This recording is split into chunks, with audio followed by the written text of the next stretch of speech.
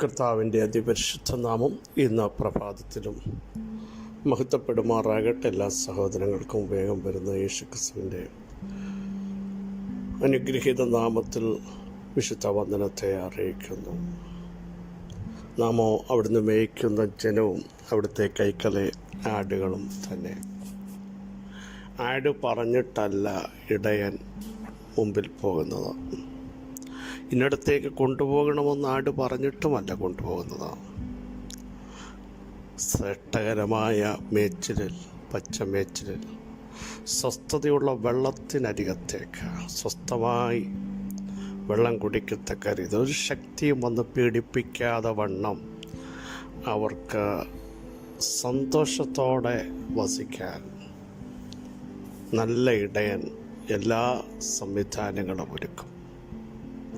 അപ്പോൾ നാളെ ഓർത്ത് നമ്മൾ ഭയപ്പെടേണ്ട.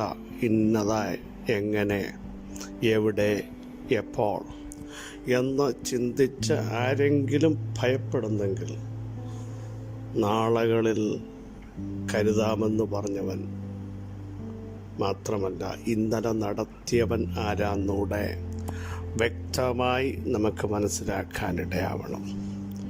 നമ്മുടെ ദൈവത്തിൻ്റെ കരം കുറുതായി പോയിട്ടില്ല. മന്ദമാകാത്ത ചെവിയുള്ള ഒരു ദൈവത്തെയാണ് നാം സേവിക്കുന്നത്. മോശ ചോദിച്ചൊരു ചോദ്യം വളരെ പ്രസക്തമാണ്. ദൈവമേ, അങ്ങ് 1 മാസത്തേക്ക് ഇവർക്ക് മാംസം കൊടുക്കുമെന്ന് പറഞ്ഞു. സത്യമാണ്. വലിയൊരു പുരുഷാരം എൻ്റെ കൂടെയുണ്ട്.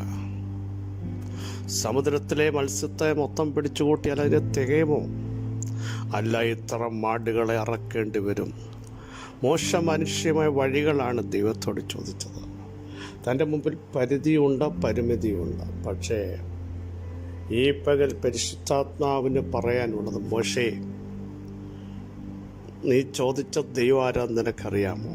ദൈവം അതിന് മറുപടി ഒരു ക്വസ്റ്റ്യനായിട്ടാണ് പറഞ്ഞത്. 1 മാസത്തേക്ക് സമുദ്രത്തിലെ മത്സ്യത്തെ മൊത്തം പിടിച്ചുകൂട്ടിയാൽ നടക്കുമോ എന്ന് നീ ചോദിച്ചില്ലേ? പക്ഷേ എൻ്റെ കരം കുറുതായി പോയിട്ടുണ്ടോ? എൻ്റെ വചനം നിവർത്തിയാകുമോ ഇല്ലയോ എന്ന് നീ ഇപ്പോൾ കാണും. ഇന്ന് പകലിലും ഒത്തിരി സംശയങ്ങളോടെ, ചോദ്യങ്ങളോടെ ഈ വിഷയത്തിന് ഇനി ഒരു വിടുതൽ വരുമോ? ഒരു ചേഞ്ച് വരുമോ? ഒരു പ്രവൃത്തി കാണാൻ പറ്റുമോ? ഇത്രയും അസാധ്യമായിരിക്കുമ്പോൾ എങ്ങനെയാണ് ദൈവമഹത്വം ഇറക്കാൻ ഇനിയും സാധ്യതയുണ്ടോ എന്ന് ചിന്തിക്കുന്നവരോടാണ് തുടക്കത്തിൽ പറയാനുള്ളത്. കുറുകിപ്പോകാത്ത ഒരു കരമുള്ള ദൈവം നമ്മോട് കൂടെയുണ്ട്. നമ്മുടെ വിചാരങ്ങളല്ല ദൈവത്തിൻ്റെ വിചാരങ്ങൾ. ഞാൻ കഴിഞ്ഞ ദിവസം അത് തന്നെയാണ് പറഞ്ഞത്. നമ്മുടെ വഴികളല്ല കേട്ടോ. നമുക്ക് വേണ്ടി നമ്മൾ ചിന്തിക്കാത്ത രീതിയിൽ പ്രവർത്തിക്കാൻ കഴിവുള്ള സർവശക്തനായ കർത്താവിൻ്റെ സാന്നിധ്യം ഇന്ന് പകൽ നമ്മുടെ മധ്യ വെളിപ്പെടുന്നുണ്ട്. പ്രിയ സഹോദരങ്ങളെ, കലൂറിയിൽ നമുക്ക് വേണ്ടി തകർക്കപ്പെട്ട, നുറുക്കപ്പെട്ട, ഒഴിക്കപ്പെട്ട ആ പുണ്യാഹ ശരീരവും ഓർത്ത് നമ്മൾ ദൈവത്തിന് സ്തോത്രം ചെയ്യണം. ദോഷികളും പാപികളുമായ നമ്മെ നല്ല ഒലിവോട് ചേർത്തൊട്ടിച്ചില്ലേ? ആ മഹാദയെ ഓർത്ത്, കരുണയോർത്ത് നന്ദി പറയണം. കൽവറിയിലൂടെ നമ്മളെ സ്നേഹിച്ച മഹാസ്നേഹം നിമിത്തം ദൈവത്തിന് സ്തോത്രം ചെയ്യണം. മരിച്ചടക്കപ്പെട്ട 3-ാം ദിവസം ഉയർത്തെഴുന്നേറ്റ് 40-ാം ദിവസം സ്വർഗാരോഹണം ചെയ്ത് തനിക്കായി കാത്തു നിൽക്കുന്നവരുടെ പ്രത്യക്ഷതയ്ക്കായി പാപം കൂടാതെ 2ാമതും പ്രത്യക്ഷനാകുന്ന കർത്താവ് വേഗം വരാൻ സമയമായി. ഒരുങ്ങിയിട്ടുണ്ടോ? അവിടുത്തെ വരവിങ്കൽ കാണപ്പെടണം. ഇല്ലെങ്കിൽ നമ്മൾ ഈ ലോകത്തിൽ എന്തൊക്കെ നേടിയാലും, എന്തൊക്കെ സമ്പാദിച്ചാലും, എത്ര ആരോഗ്യമുണ്ടെന്ന് പറഞ്ഞു നല്ല കുടുംബത്തിലാണ്, സത്യമാകാം. പക്ഷേ നിത്യതയിലെത്തിയില്ലെങ്കിൽ നമ്മുടെ ജീവിതം വട്ടപ്പൂജ്യമായി തീരുക. ആ കർത്താവിൻ്റെ വരവിങ്കൽ കാണപ്പെടണമെങ്കിൽ അവിടുത്തെ കൽപ്പനകളനുസരിച്ച് വചനപ്രകാരം വിശുദ്ധിയോടെ, വേർപാടോടെ നിർമ്മല കന്യകയായി ജീവിപ്പാൻ നമുക്കിടയാവണം. കർത്താവിൻ്റെ വരവിനായി നമുക്ക് ഇന്ന് പകലിലും ഒരുങ്ങാം. ദൈവം നിങ്ങളെ സഹായിക്കട്ടെ. 29-ാം സങ്കീർത്തനം 3-ാമത് വാക്യം, യഹോവയുടെ ശബ്ദം വെള്ളത്തിൻ്റെ മീതെ മുഴങ്ങുന്നു. സ്തോത്രം. പെരുവെള്ളത്തിൻ്റെ മീതെ മഹത്വത്തിൻ്റെ ദൈവം തന്നെ ഇടി മുഴക്കുന്നു. ദാവീദിന്റെ സങ്കീർത്തനമാണ്, മനുഷ്യപുത്രന്മാരെ യഹോവയ്ക്ക് കൊടുപ്പീൻ. യഹോവയ്ക്ക് അവിടത്തേക്ക് മഹത്വം കൊടുക്കണം, ശക്തി കൊടുക്കണം. എന്ന് വെച്ചാൽ പൂർണ്ണ ശക്തിയോടെ, പൂർണ്ണ ഹൃദയത്തോടെ, പൂർണ്ണ മനസ്സോടെ ദൈവത്തെ ആരാധിക്കണം.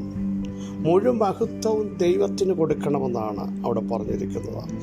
യഹോവയ്ക്ക് അവിടുത്തെ നാമത്തിന് തക്ക മഹത്വം. യഹോവയുടെ നാമം എല്ലാ നാമത്തിനും മേലായ നാമമാണ്. യേശുവിൻ്റെ നാമത്തിൻ്റെ മുമ്പാകെ എല്ലാ മുട്ടും മടങ്ങും. സ്വർലോകത്തിൻ്റെയും ഭൂലോകത്തിൻ്റെയും അധോലോകരുടെയും മുട്ടുമടങ്ങുന്ന ശ്രേഷ്ഠ നാമം, മരണത്തെയും പാതാളത്തെയും വെല്ലുവിളിച്ച നാമം, ഭക്തജനം വാഴ്ത്തിപ്പാടുന്ന നാമം, ആ നാമത്തിൻ്റെ ശക്തി ഓർത്ത് ഭൂതങ്ങൾ വിറയ്ക്കുന്ന ആ നാമം, രോഗികൾ സൗഖ്യമാകുന്ന നാമം, മുടന്തർ മാനിനെ പോലെ കുതിക്കുന്ന നാമം, ചെകിടറുടെ ചെവി തുറക്കുന്ന നാമം, ഊമർ ശരിയായി സംസാരിക്കുന്ന നാമം, കുഷ്ഠരോഗികൾ സൗഖ്യമാകുന്ന നാമം, ഏത് വലിയ രോഗത്തെയും മാറ്റാൻ കഴിവുള്ള ശക്തമായ നാമം, വിടുവിക്കുന്ന നാമം, രക്ഷിക്കുന്ന നാമം, ബലം കൽപ്പിക്കുന്ന നാമം. അവരുടെ നാമം ബലമുള്ള ഗോപുരമാണ്. സ്തോത്രം. ബലപ്പെടുത്തുന്നതാണ്, അഭയം നൽകുന്നതാണ്. അങ്ങനെയെങ്കിൽ അവിടുത്തെ നാമത്തിന് കൊടുക്കേണ്ട മഹത്വം, ബലം ഇന്ന് പകൽ കൊടുക്കാൻ തയ്യാറാകുമെങ്കിൽ, അങ്ങനെയുള്ളവരോട് വചനത്തിന് പറയാനുള്ള ശക്തമായ ദൂതാണ് നമ്മൾ വായിച്ചു കേട്ടത്. യഹോവയുടെ ശബ്ദം വെള്ളത്തിൻ്റെ മീതെ മുഴങ്ങുകയാണ്. വെള്ളത്തിൻ്റെ മീതെ യഹോവയുടെ ശബ്ദം മുഴങ്ങുമ്പോൾ പരിശുദ്ധാത്മാവ് വെള്ളത്തിൻ്റെ മീതെ പരിവർത്തിക്കാൻ തുടങ്ങും. പാഴും ശൂന്യവുമായതും മാറിപ്പോകുകയാണ്. ആഴത്തിലുള്ള ഇരുളുകൾ മാറിപ്പോകുകയാണ്. നമുക്കറിയാം, ഗനസരേത്ത് തടാകത്തിൽ വലവീശി രാത്രിയിൽ കുഴഞ്ഞ പിറ്റേ പ്രഭാതത്തിൽ വല കഴുകി തിരിച്ച് വീട്ടിൽ പോകാൻ പോയ പത്രോസ്, ശൂന്യമാക്കപ്പെട്ട പടക വല, നിരാശയകത്തു വന്നു. രാത്രി മുഴുവൻ അധ്വാനിച്ച് കൈകളും കാലുകളും കുഴഞ്ഞ് വളരെ വേദനയോടെ തിരിച്ചു പോകാൻ പോയപ്പോൾ യേശു സംസാരിച്ച് തീർന്നതിന് ശേഷം പിന്നെ പത്രോസിനോട് പറയുകയാണ്, ഞാൻ ഒന്നുകൂടെ പറയുന്നു, കടലിനെ നോക്കിയ ശബ്ദം മുഴക്കുകയാണ്, ആഴത്തിലേക്ക് നീക്കി നീ മീൻപിടുത്തത്തിന് വലയിറക്കുക. നോക്കൂ, കർത്താവിൻ്റെ ശബ്ദം ആ വെള്ളത്തിൻ്റെ മീതെ മുഴങ്ങുകയാണ്. തലരാത്രി ശൂന്യമാക്കപ്പെട്ടിടത്ത്, നീ തിരിച്ചു പോകാൻ തുടങ്ങുന്നിടത്ത്, ഇനി നടക്കത്തില്ല എന്ന് പറയുന്നിടത്ത് ആ ശബ്ദം മുഴങ്ങിയപ്പോൾ, വെള്ളത്തിൻ്റെ മീതെ, ആഴത്തിൻ്റെ മീതെ ആ ശബ്ദം മുഴങ്ങിയപ്പോൾ, പെരുത്ത മീൻകൂട്ടം, നിനക്ക് പോലും വലിച്ചു കയറ്റാൻ പറ്റാത്ത, മറ്റുള്ളവർ കൂടെ സാക്ഷ്യം പറയത്തക്ക രീതിയിൽ ദൈവമഹത്വം അതേ ശൂന്യമാക്കപ്പെട്ട നിന്റെ വലയ്ക്കകത്തേക്ക്, നിന്റെ പടകിനകത്തേക്ക്, നിന്റെ കുടുംബത്തിനകത്തേക്ക്, നിന്റെ സഭയ്ക്കകത്തേക്ക് ദൈവപ്രവൃത്തി ഇന്ന് പകൽ ഞാൻ ഈ ദൂത് പറഞ്ഞുകൊണ്ടിരിക്കുമ്പോൾ തന്നെ അവിടുത്തെ ആത്മാവ് വെളിപ്പെടുത്തുകയാണ്. സ്തോത്രം. പത്രോസ് ആദ്യം ഒരു ചോദ്യം കർത്താവിനോട് ചോദിച്ചു. രാത്രി മുഴുവൻ അധ്വാനിച്ചു, കിട്ടിയില്ല, ഒന്നും കിട്ടിയില്ലെന്ന് പറഞ്ഞു. എങ്കിലും നിന്റെ വാക്കിന്, കർത്താവിൻ്റെ വാക്ക് വെള്ളത്തെ പ്രകമ്പനം കൊള്ളിക്കുന്നതാണ്. ആഴത്തിൽ കിടക്കുന്നതിനെ, ഇന്നലെ അവിടെ നിന്ന് മാറിപ്പോയതിനെ ഇന്ന് ആ വാക്ക് പ്രതിധ്വനിക്കുമ്പോൾ, യേശുവിൻ്റെ നാമത്തിൽ നിന്റെ പടകിലേക്ക് ചിലത് കയറാൻ പോകുക. നീ നടക്കത്തില്ലെന്നും നിന്റെ ശരീരത്തിൽ വിടുതലില്ലെന്നും പറയുമ്പോൾ കർത്താവിൻ്റെ വാക്കിന്നും പകൽ യേശുവിൻ്റെ നാമത്തിൽ നിന്റെ ശരീരത്തിലേക്ക്, നിന്റെ തലമുറകളിലേക്ക്, നിന്റെ കുടുംബജീവിതത്തിലേക്ക്, നിന്റെ ആത്മീയതയിലേക്ക്, ശൂന്യമാക്കപ്പെട്ട ഇടത്തേക്ക്, ആത്മാവിൽ പ്രാർത്ഥിക്കാൻ കഴിയാതെ, വിശ്വസിക്കാൻ കഴിയാതെ അഭിഷേകത്തെ ചോർത്തിക്കളയുമ്പോൾ കർത്താവിൻ്റെ വാക്കിന്ന് പകൽ നിങ്ങളെ ബലപ്പെടുത്തുന്നു യേശുവിൻ്റെ നാമത്തിൽ. പിന്നെ നമുക്കറിയാം, മറ്റൊരു ഭാഗം നാം വായിക്കുന്നത് ഇങ്ങനെയാണ്. ദൈവം തൻ്റെ ശബ്ദം അതിശയമായി മുഴക്കുന്നു, നമുക്ക് ഗ്രഹിച്ചുകൂടാത്ത വൻ കാര്യങ്ങൾ ചെയ്യുന്നു. യോബ് 35:5. അപ്പോൾ ദൈവത്തിൻ്റെ ശബ്ദം മുഴങ്ങിയാൽ, പ്രിയ സഹോദരങ്ങളെ, എനിക്കും നിങ്ങൾക്കും ചിന്തിക്കാൻ പറ്റാത്ത വൻ കാര്യങ്ങൾ ചെയ്യാൻ പോകുക. വിശ്വസിച്ചുകൊണ്ട് ദൈവത്തിന് സ്തോത്രം ചെയ്യാൻ തയ്യാറാകുമോ? ഇന്ന് പകൽ എനിക്ക് വേണ്ടി ആ ശബ്ദം മുഴങ്ങുകയാണ്. വൻ കാര്യങ്ങൾ, എൻ്റെ ബുദ്ധിക്ക് ഒതുങ്ങാത്ത, എൻ്റെ ശക്തിക്ക് നിരക്കാത്ത, ഞാൻ ഇതുവരെ ചിന്തിക്കാത്ത വൻ കാര്യങ്ങൾ ഇതാ എനിക്ക് വേണ്ടി ചെയ്യുന്നു. വിശ്വസിക്കുന്നവർ ഈ ദൂതേറ്റെടുത്ത് ദൈവത്തിന് സ്തോത്രം ചെയ്യാൻ തയ്യാറാകുമെങ്കിൽ ഇന്ന് പകൽ നിങ്ങൾക്ക് വേണ്ടി ആ ശബ്ദം മുഴങ്ങുകയാണ്. നമുക്കറിയാം 18-ാം സങ്കീർത്തനം 13-ാം വാക്യം, യഹോവ ആകാശത്തിൽ ഇടിമുഴക്കി, അത്യുന്നതൻ തൻ്റെ നാദം കേൾപ്പിച്ചു, ആലിപ്പഴവും തീക്കനലും പൊഴിഞ്ഞു, അവൻ അസ്ത്രമെയ്ത് അവരെ ചിതറിച്ചു, മിന്നലയച്ച് അവയെ തോൽപ്പിച്ചു. യഹോവേ, നിന്റെ ഫത്സരത്താലും നിന്റെ മൂക്കിലെ ശ്വാസത്തിന്റെ ഊത്തിനാലും നിർത്തോടുകൾ കാണായി വന്നു, ഉദരത്തിന്റെ അടിസ്ഥാനങ്ങൾ വെളിപ്പെടും. അപ്പോൾ യഹോവയുടെ ശബ്ദം അല്ലെങ്കിൽ യഹോവയുടെ നാദം മുഴങ്ങുമ്പോൾ ചില നീർത്തോടുകൾ കാണാൻ പോകുകയാണ്, ചില അടിസ്ഥാനങ്ങൾ വെളിപ്പെട്ടു വരാൻ പോകുകയാണ്. ഹല്ലേലൂയ. ഇതുവരെ കാണാത്തത്, ഇതുവരെ വെളിപ്പെടാത്തത് ഇന്ന് പകൽ ആ ശബ്ദത്തിന് മുമ്പിൽ വെളിപ്പെടുകയാണ്. യേശുവിൻ്റെ നാമത്തിൽ അത് നിന്റെ ശരീരത്തിൽ വ്യക്തമായി മനസ്സിലാക്കാൻ പോകുകയാണ്. നിന്റെ പ്രാർത്ഥനാ മുറിയിൽ ദൈവ ശബ്ദം ഒന്ന് മുഴങ്ങട്ടെ. ഞാനാകുന്നവൻ ഞാനാകുന്നു, ഞാൻ നിന്റെ ദൈവമാകുന്നു, ഞാൻ നിന്നെ സഹായിക്കുന്നു, ഞാൻ നിനക്ക് കരുത്ത് നൽകുന്നു, ഞാൻ നിന്നെ ബലപ്പെടുത്തുന്നു, എൻ്റെ നാമത്തിൻ്റെ ശക്തിയാൽ നീ മൂവ് ചെയ്യുക, നീ ആത്മാവിൽ ശക്തനാകുക, ക്രിസ്തുവേശുള്ള കൃപയിൽ നീ ശക്തിപ്പെടുക എന്ന് പറയുന്ന ദൈവശബ്ദം ഇന്ന് പകൽ മുഴങ്ങുകയാണ്.